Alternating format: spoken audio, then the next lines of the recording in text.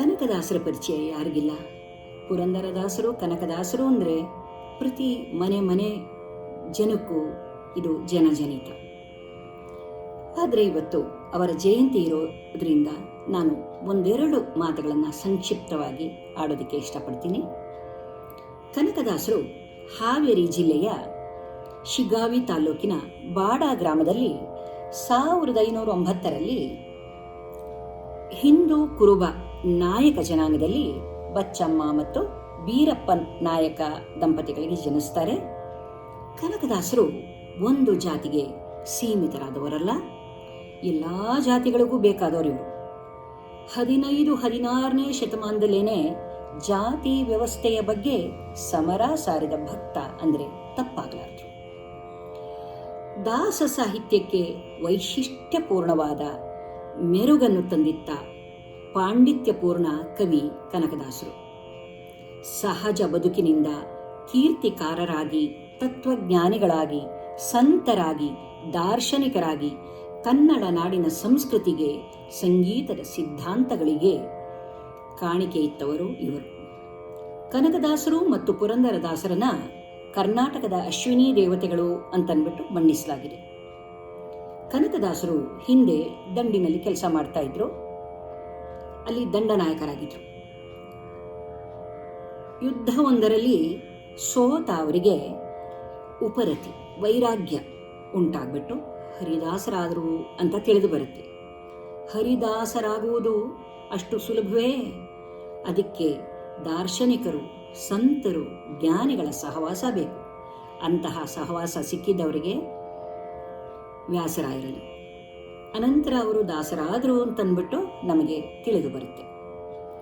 ಕನಕದಾಸರು ಬರೆದಂತಹ ಕೀರ್ತನೆಗಳು ಹಲವಾರು, ಆದರೆ ನಮಗೆ ಸಿಕ್ಕಿರುವಂಥ ಕೀರ್ತನೆಗಳು 316. ಇನ್ನಿತರ ಸಾಹಿತ್ಯಗಳು ನಮಗೆ ಲಭ್ಯವಾಗಿರುವುದನ್ನು ನಾವು ಕಾಣಬಹುದು. ಅವರು ಮುಖ್ಯವಾಗಿ 5 ಕಾವ್ಯಗಳನ್ನು, ಮುಖ್ಯ ಕಾವ್ಯಗಳನ್ನು ಅಂದರೆ ಮಹಾಕಾವ್ಯಗಳನ್ನು ಬರೆದಿದ್ದಾರೆ. ಅದರಲ್ಲಿ ಮೋಹನ ತರಂಗಿಣಿ, ನಳಚರಿತ್ರೆ, ರಾಮಧಾನ್ಯ ಚರಿತೆ ಮತ್ತು ಹರಿಭಕ್ತ ಸಾರ. ಮೋಹಿನಿ ತರಂಗಿಣಿಯು 42 ಸಂಧಿಗಳಿಂದ ಕೂಡಿದ್ದು 2798 ಪದ್ಯಗಳನ್ನು ಒಳಗೊಂಡಿದೆ. ಇಲ್ಲಿ ಕೃಷ್ಣ ಚರಿತ್ರೆಯನ್ನು ಹೇಳುತ್ತೆ ಇದು. ನಳಚರಿತ್ರೆ ಹೆಸರೇ ಹೇಳೋ ಹಾಗೆ ನಳ ದಮಯಂತಿಯರ ಒಂದು ಕಥೆಯನ್ನು ಇದು ಸಾರುತ್ತೆ. ಇದರಲ್ಲಿ 9 ಸಂಧಿಗಳಿವೆ ಮತ್ತು 481 ಪದ್ಯಗಳಿವೆ. ಇನ್ನೊಂದು ರಾಮಧಾನ್ಯ ಚರಿತೆ ಅಂತನ್ಬಿಟ್ಟು 156 ಪದ್ಯಗಳನ್ನು ಒಳಗೊಂಡಿದೆ ಇದು ಒಂದು ಬೇರೆ ರೀತಿಯಾದಂಥ ಗ್ರಂಥ. ಇದರಲ್ಲಿ ಶ್ರೀಮಂತರು ಮತ್ತು ಬಡವರು ತಿನ್ನುವ ಆಹಾರದ, ಬೇರೆ ಬೇರೆ ಆಹಾರದ ಬಗ್ಗೆ ದಾಸರು ಹೇಳ್ತಾರೆ. ರಾಗಿ ಮತ್ತು ಅಕ್ಕಿಯ ಬಗ್ಗೆ ಬಹಳ ಮಾತನಾಡಿದ್ದಾರೆ ಇದರಲ್ಲಿ.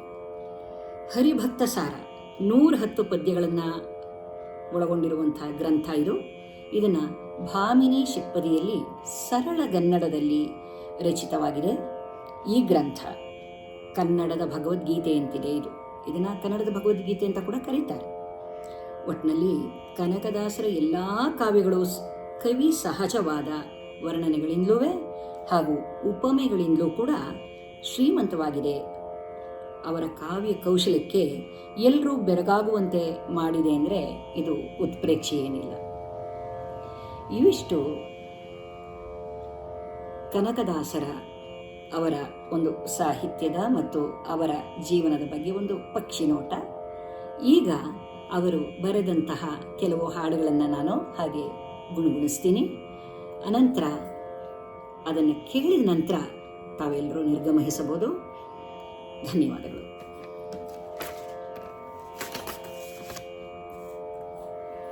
ದಾಸರು,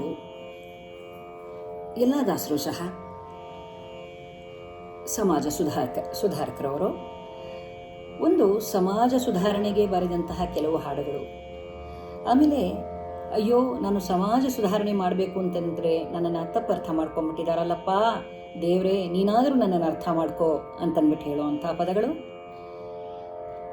ಆಮೇಲೆ ಗುಳ್ಳೆ ನರಿಗಳಂಥ ಇರೋ ಜನಗಳ ಬಗ್ಗೆ ಕೆಲವು ಸಾಹಿತ್ಯಗಳು, ಹೀಗೆ ವೈವಿಧ್ಯ ಸಾಹಿತ್ಯಗಳನ್ನು ನಾವು ನೋಡಬಹುದು. ಕನಕದಾಸರು ಮತ್ತು ಪುರಂದರದಾಸರು ಮುಂಡಿಗೆ ಸಹ ಬರೆದಿದ್ದಾರೆ. ಅದು ಸ್ವಲ್ಪ ಸಾಮಾನ್ಯ ಜನರಿಗೆ ಅರ್ಥವಾಗೋದಿಲ್ಲ. ಅದನ್ನು ಜ್ಞಾನಿಗಳು ವರ್ಣಿಸಿ ಹೇಳಿದ ನಂತರವೇ ಇದು ನಮಗೆ ಅರ್ಥವಾಗುವುದು. ಈಗ ಅವರ ಕೆಲವು ಹಾಡುಗಳನ್ನು ಹೇಳ್ತೀನಿ. ಏನು ಒಳ್ಳೆ ಹರಿಯೇ ನಿನ್ನ ಸ್ತುತಿಸಿ ಕೇಳುವುದೋ, ಜ್ಞಾನ ಭಕ್ತಿ ಕೊಡು ಎಮಗೆ ದೊಂದೇ ದೊಡ್ಡದು. ಏನು ಒಳ್ಳೆ ಹರಿಯೇ ನಿನ್ನ ಸ್ತುತಿಸಿ ಕೇಳುವುದೋ, ಜ್ಞಾನ ಭಕ್ತಿ ಕೊಡು ಎಮಗೆ ದೊಂದೇ ದೊಡ್ಡದು. ತೊರೆದು ಜೀವಿಸಬಹುದೇ ಹರಿ ನಿನ್ನ ಚರಣಗಳ, ತೊರೆದು ಜೀವಿಸಬಹುದೇ ಹರಿ ನಿನ್ನ ಚರಣಗಳ ಅಂತ ಕೆಲವು ಕಡೆ ಹೇಳ್ತಾರೆ. ಇನ್ನು ಕೆಲವು ಕಡೆ ಬಾಗಿಲನ್ನು ತೆಗೆದುಬಿಟ್ಟು ಸೇವೆಯನ್ನು ಕೊಡೋ ಅಂತ ಹೇಳ್ತಾರೆ. ಬಾಗಿಲನ್ನು ತೆರೆದು ಸೇವೆಯನ್ನು ಕೊಡು ಹರಿಯೇ, ಕೇಳಿದರು ದನಿ ಕೇಳಲಿಲ್ಲವೇ ನರಹರಿಯೇ, ಬಾಗಿಲನ್ನು ತೆರೆದು ಅಂಗಳದೋಳು ರಮನಾಡಿದ, ಚಂದ್ರ ಬೇಕೆಂದು ತಾಕಥ ಮಾಡಿದ. ಭಗವಂತ ಶ್ರೀರಾಮನ ಮಗುವಾಗಿ ನೋಡ್ತಾ ಈ ಹಾಡನ್ನು ಬರೀತಾರೆ. ಇನ್ನು ಶ್ರೀ ಕೇಶವನ ಎಷ್ಟೊಂದು ನಾಮಗಳನ್ನು ಇಲ್ಲಿ ಉಲ್ಲೇಖಿಸ್ತಾರೆ. ಈಶ ನಿನ್ನ ಚರಣ ಭಜನೆ ಆಸೆಯಿಂದ ಮಾಡುವೆನು, ದೋಷ ರಾಶಿ ನಾಶ ಮಾಡು ಶ್ರೀಶ ಕೇಶವ. ಈಶ ನಿನ್ನ ಚರಣ ಭಜನೆ ಆಸೆಯಿಂದ ಮಾಡುವೆನು, ದೋಷ ರಾಶಿ ನಾಶ ಮಾಡು ಶ್ರೀಶ ಕೇಶವ, ಶ್ರೀಶ ಕೇಶವ. ಇನ್ನು ಈ ಮುಂದಿನ ಪದ್ಯದಲ್ಲಿ ದಶಾವತಾರವನ್ನ ಗ್ರಾಮ್ಯ ಭಾಷೆಯಲ್ಲಿ ವರ್ಣಿಸಿದ್ದಾರೆ. ದೇವಿ ನಮ್ಮ ದ್ಯಾವರು ಬಂದವ್ರೆ ಬನ್ನೀರೆ ನೋಡ ಬನ್ನೀರೆ, ದೇವಿ ನಮ್ಮ ದ್ಯಾವರು ಬಂದವ್ರೆ ಬನ್ನೀರೆ ನೋಡ ಬನ್ನೀರೆ. ಇನ್ನು ಜಾತಿ ಪದ್ಧತಿಯಲ್ಲಿ ಎಷ್ಟೊಂದು ಹೊಡೆದಾಟ ಬಡದಾಟಗಳು ನಡೀತಿತ್ತಲ್ಲ, ಅದನ್ನು ಕುರಿತು ಕೂಡ ಏನು ಮಾಡೋಕ್ಕಾಗಲ್ಲ ಜನಸಾಮಾನ್ಯರು. ಅದಕ್ಕೆ ಈ ತರಹ ಹಾಡುಗಳನ್ನು ಬರೆದು ತಿಳುವಳಿಕೆ ಇರುವವರು ಇದನ್ನು ಅರ್ಥ ಮಾಡಿಕೊಳ್ಳಿ ಅನ್ನೋ ಒಂದು ದೃಷ್ಟಿಯಿಂದ ಅವರು ಬರೆದಿರುವಂಥ ಈ ಹಾಡು. ಕುಲ ಕುಲ ಕುಲವೆಂದು ಹೊಡೆದಾಡದಿರಿ, ನಿಮ್ಮ ಕುಲದ ನೆಲೆಯನ್ನೇನಾದರೂ ಬಲ್ಲಿರ ಬಲ್ಲಿರ. ಕುಲ ಕುಲ ಕುಲವೆಂದು ಹೊಡೆದಾಡದಿರಿ.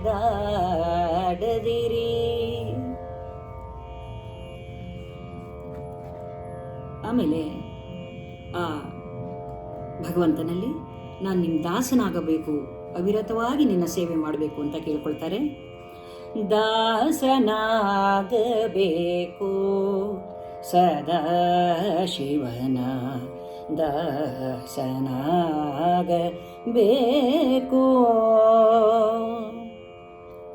ಶಿವನ ದಾಸನಾಗಬೇಕು ಅಂತ ಕೇಳ್ಕೊಳ್ತಾರೆ.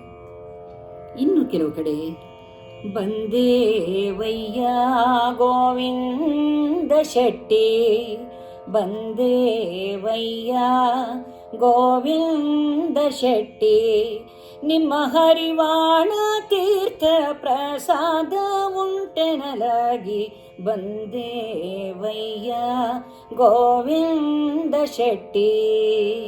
ಗೋವಿಂದ ಶೆಟ್ಟಿ ಅಂದರೆ ತಿಮ್ಮಪ್ಪ. ಇನ್ನು ಕೆಲವು ಕಡೆ ಇನ್ನು ಮುಂಡಿಗೆಗಳ ಬಗ್ಗೆ ನಾನು ಹೇಳಿದೆ. 3 ಮುಂಡಿಗೆಗಳ ಒಂದೆರಡು ಸಾಲುಗಳನ್ನು ಹೇಳಿಬಿಟ್ಟು ನನ್ನ ಕಾರ್ಯಕ್ರಮವನ್ನು ಮುಗಿಸ್ತೀನಿ. ಒಂಬತ್ತು ಹೂವಿಗೆ ಒಂದೇ ನಾಳವೋ ಚಂದಮಾಮ ಚಂದಮಾಮ. ಒಂಬತ್ತು ಹೂವಿಗೆ ಒಂದೇ ನಾಳವೋ ಚಂದಮಾಮ ಚಂದಮಾಮ. ಇದು ನಮ್ಮ ದೇಹಕ್ಕೆ ಹೋಲಿಸಿರುವಂಥ ಹಾಡು. ಇಂದ ಮುಂದೆ ನನ್ನವ್ವ ಕಲ್ಲ ಬಿಡೆ ಈ ಧೋತರ ಚೆನ್ನಾಗಿ ಒಗೆಯಬೇಕು. ನನ್ನವ್ವ ಕಲ್ಲ ಬಿಡೆ ಈ ಧೋತರ ಚೆನ್ನಾಗಿ ಒಗೆಯಬೇಕು. ಅಹುದಾದರಹುದೆನ್ನಿ ಅಲವಾದರಲವೆನ್ನಿ. ಅಹುದಾದರಹುದೆನ್ನಿ ಅಲವಾದರಲವೆನ್ನಿ. ಬಹು ಜನರು ಇದ ತಿಳಿದು ಪೇಳಿ ಮತ್ತಿದನು. ದೇವರಿಲ್ಲದ ಗುಡಿಯು ಪಾಳು ಬಿದ್ದಂಗಡಿಯು. ಭಾವವಿಲ್ಲದ ಭಕುತಿದು ಕುಹಕಯುಕುತಿ. ಹೇಯವಿಲ್ಲದ ಹೆಣ್ಣು ಗಜುಗ ಬೆಳೆದ ಕಣ್ಣು. ಹೇವವಿಲ್ಲದ ಹೆಣ್ಣು ಗಜುಗ ಬೆಳೆದ ಕಣ್ಣು. ಸೇವೆಯರಿಯದ ಧಣಿಯೋ ಕಲ್ಲಿನ ಕಣಿಯೋ. ಕಲ್ಲಿನ ಕಣಿಯೋ ಕಲ್ಲಿನ ಕಣಿಯೋ. ಮತ್ತೊಮ್ಮೆ ಎಲ್ರಿಗೂ ಧನ್ಯವಾದಗಳು.